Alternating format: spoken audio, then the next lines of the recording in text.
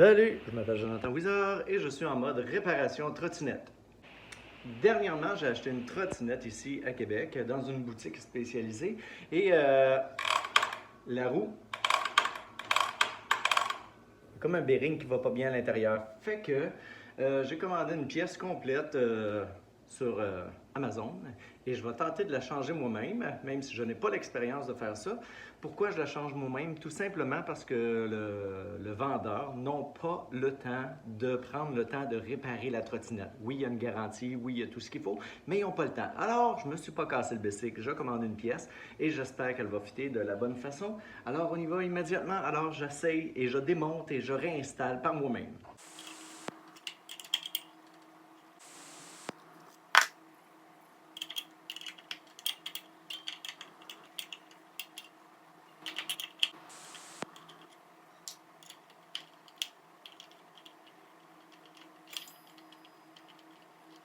Bon, je suis rendu à l'étape où j'ai démonté le frein ici. On regarde à l'intérieur. Tout a l'air correct. Et là, ça va être de démancher la roue. Alors, très important. Alors, vous voyez, de l'autre côté, il y a une tige qui sort parce que la tige, elle rentre intégralement dans le pneu. Alors, je vais retirer la tige et retirer le pneu. Oh my God. Qu'est-ce qui vient de tomber? OK. OK. Attention quand vous allez démonter cette tige-là parce que c'est important de bien voir qu'il y a aussi des petits anneaux à l'intérieur. Et ça, celui-là, le gros, il va complètement de ce côté-là. Il y en a un tout petit aussi. Alors, l'installer du bon côté, c'est important. Je suis à démonter la plaque de frein ici pour l'installer sur celui-là. Ça s'appelle un noyau. Sur ce noyau-là, ici. Alors, je transfère de là à ici.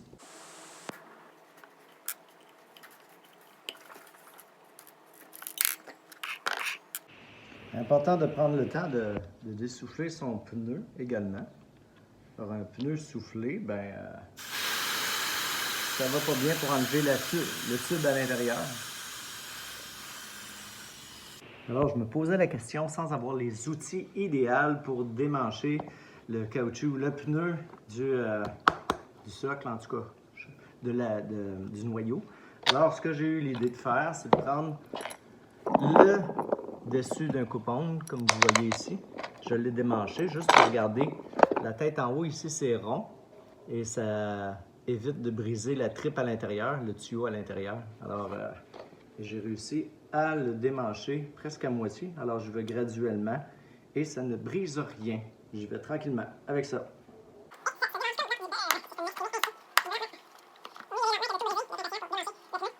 Je démanche graduellement. Faire attention aussi à la valve ici, là, quand vous allez retirer le pneu. Parce qu'il ne faut pas briser la tripe en plus en dessous à l'intérieur, le tuyau de caoutchouc. Alors, ça y est, j'ai retiré le noyau du pneu. Alors, je vais réinstaller le nouveau, qui est similairement pareil. Bon, on voit qu'il y a certaines différences. Regardez les tiges ici, elles ne sont pas tout à fait pareilles. Pas pareil, mais celle-là, je l'ai achetée ici sur Amazon. Puis celle-là, ça vient du fabricant. Mais il y a un pépin, ça fait toujours des bruits étranges. Alors, c'est pour ça que j'ai décidé d'en acheter un autre. Alors, on va expérimenter, voir si le nouveau noyau... Les deux noyaux sont très similaires, la même grandeur. Alors, on va se croiser les doigts, voir si le son va arrêter à présent avec le nouveau noyau flambant neuf.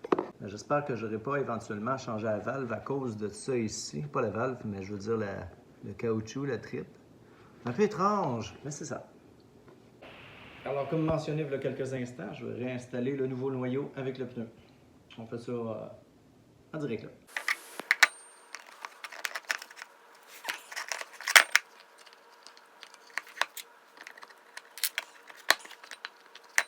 Alors, je réinstalle la tripe à l'intérieur. Je vais vraiment y aller lentement pour ne rien briser, ne rien abîmer, malgré que je vous ai montré qu'elle est un peu comme une tripe handicapée, si je peux dire, ou déformée. Fait qu'on installe ça à l'intérieur et je vous le remonte après. En même temps, je tiens à préciser que je n'ai jamais fait ça de ma vie, démonter une roue de trottinette, ni à reposer un frein, tout le kit. Je le fais de moi-même, comme je l'ai mentionné, parce que la boutique où j'ai acheté La trottinette n'avait... Oui, j'ai la garantie. Oui, il aurait pu avoir le temps, mais dans 3-4 semaines, un mois pour la réparation. Puis, ben, j'avais pas envie d'attendre. Alors, c'est quand on le fait soi-même qu'on apprend aussi. On peut faire des erreurs. Je peux faire des erreurs, ça peut finir tout croche mon affaire, mais j'espère que non. J'espère qu'elle fera pas tac, tac, tac encore. Fait que je réinstalle puis je vous le remonte. Quand tu remets le tuyau à l'intérieur, la tripe, ici on dit au Québec une tripe, on s'assure qu'elle ne soit pas toute en vrille twistée, parce que quand on va la ressouffler, mettre la pression dans l'air dans le pneu, ben ça pourrait briser la valve, la tripe, pas la valve, mais la tripe, le caoutchouc à l'intérieur. Fait qu'on s'assure de bien la réinstaller le mieux qu'on pense, visuellement. Fait que je ne veux pas faire d'erreur, parce que les pièces, c'est pas qu'ils sont chères, c'est parce que c'est long à commander sur Amazon ou les réparations, tout simplement. Fait que je fais ça. Bon, j'ai quelques difficultés à rentrer de l'autre côté. J'ai mis du savon pour que ça glisse un peu. Mais j'ai vu un gars sur Internet, il mettait des straps comme ça, il en rentrait un coin de la roue, un coin du caoutchouc, il rentrait à l'intérieur du noyau. Et puis il attachait un coin, il en rentrait un autre coin, il attachait. Fait que je vais faire un peu le même principe avec ici des tie wraps. Ah, eh bien, je viens de me rendre compte que mes tie wraps sont trop courts. Ils font même pas le tour du pneu au complet. Parce que c'est des gros pneus. Gros pneus. Fait que ce que je vais faire, je vais en prendre deux. Je vais les insérer ensemble. Je ne sais pas si ça va marcher, mon affaire. J'en insère deux ensemble. Et puis, je vais serrer. Ah, ben ça va peut-être marcher. Fait que, on introduit un coin. On serre. Pour pas que le coin se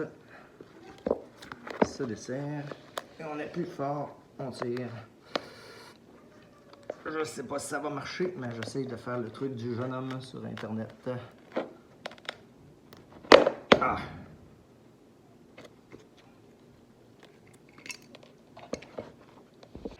Là, ça marche pas vraiment. C'est des tie wraps cheapettes qu'on achète au magasin 1$. Fait que je vais y aller manuellement.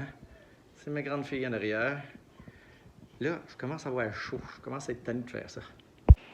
Ah, bon, avec deux têtes de couteau ronds en arrière, on prend jamais le bout pointu, bien sûr, pour pas briser la tripe à l'intérieur. On y va, puis ça rentre tranquillement, le pneu. Fait que je vous le dis, je suis simplement un amateur qui connaît rien là-dedans, mais qui arrive à faire quelque chose. Ça commence à rentrer. Il y allait bien lentement comme ça ici. Ça rentre, j'ai fait la moitié, alors je vais réussir à faire la moitié. Fait que je vous remonte ça quand j'ai terminé. Alors, je galère après cette bidule-là, j'y vais à la main et je force comme un démon pour rentrer le pneu à sa place. Voilà, ouais. Voilà, ouais. La tabarnak. Voilà, ouais. Le petit tabarnak. J'allais presque. J'ai réussi. Le tabarnak.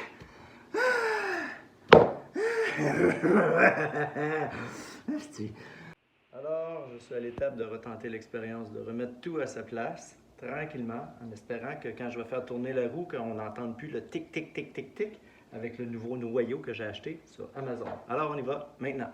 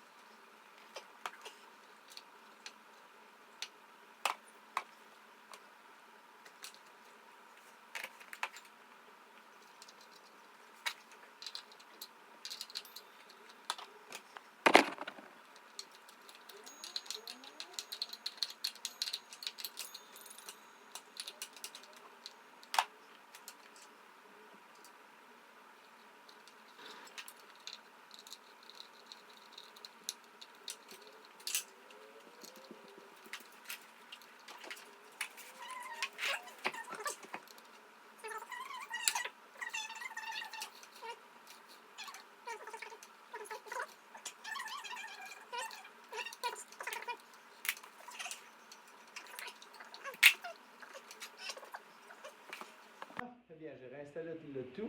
La roue, elle tourne. Ça tourne pas lousse-lousse, mais au moins on n'entend plus le tic-tic-tic. Alors je vais remettre de la pression dans le pneu à cette heure. L'air tout beau, la roue d'en avant fait plus clic-clic-clic. Aucune idée si c'était le noyau ici qui a un papin à l'intérieur. Peut-être qu'il croche un peu puis il frottait quelque part. Ou c'est les bearings à l'intérieur. J'ai aucune idée. Je vais le garder, je vais le démancher éventuellement.